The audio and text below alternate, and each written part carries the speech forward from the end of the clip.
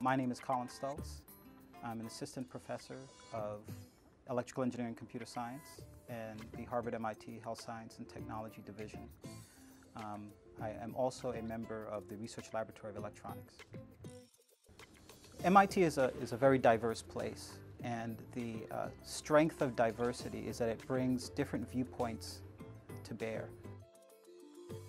The Research Laboratory of Electronics has a variety of different scientists associated with it, and the types of research projects that they look at are so diverse, and I think more so than any other place in the Institute.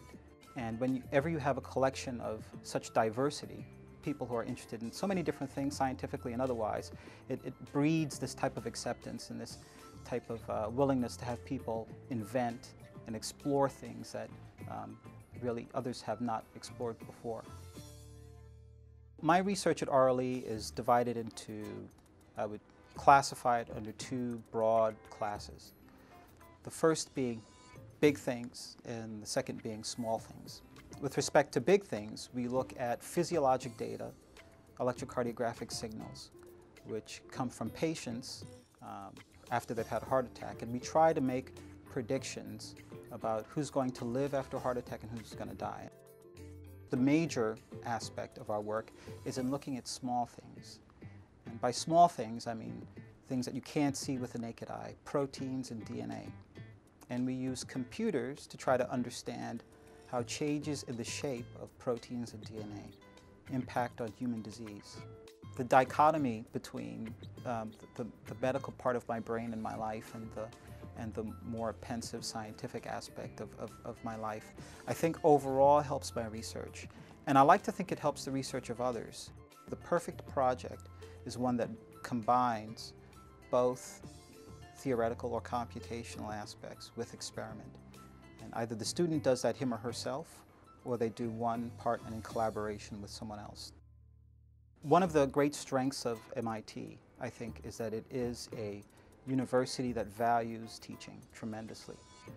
The process of preparing lectures and knowing that one is going to present data and information to a group of talented individuals forces you to really explore the limits of your understanding. Students who come to RLE and who come to MIT are some of the best in the world. And students have a certain naivete and not knowing what the boundaries are of what they know, which makes them ask very difficult questions. They're not afraid to ask difficult questions. And knowing that you're going to have some very smart kid, undergraduate or graduate student, ask you questions that will really stretch the limits of your understanding, I think is invaluable. Since coming to RLE, our research, my research group has really grown and has thrived.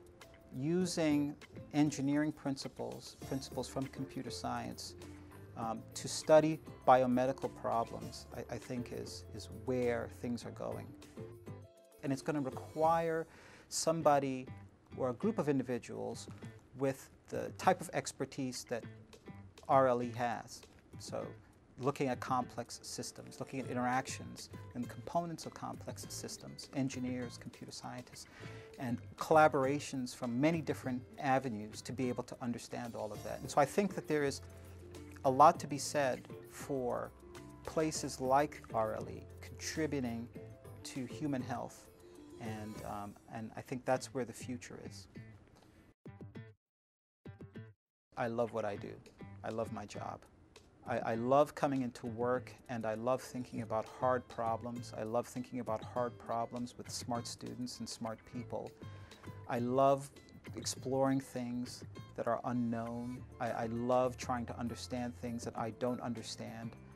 And I think that we're working on important problems, and I think that we're making headway, and I think that we are really trying to leave a legacy that I hope will last for a long time.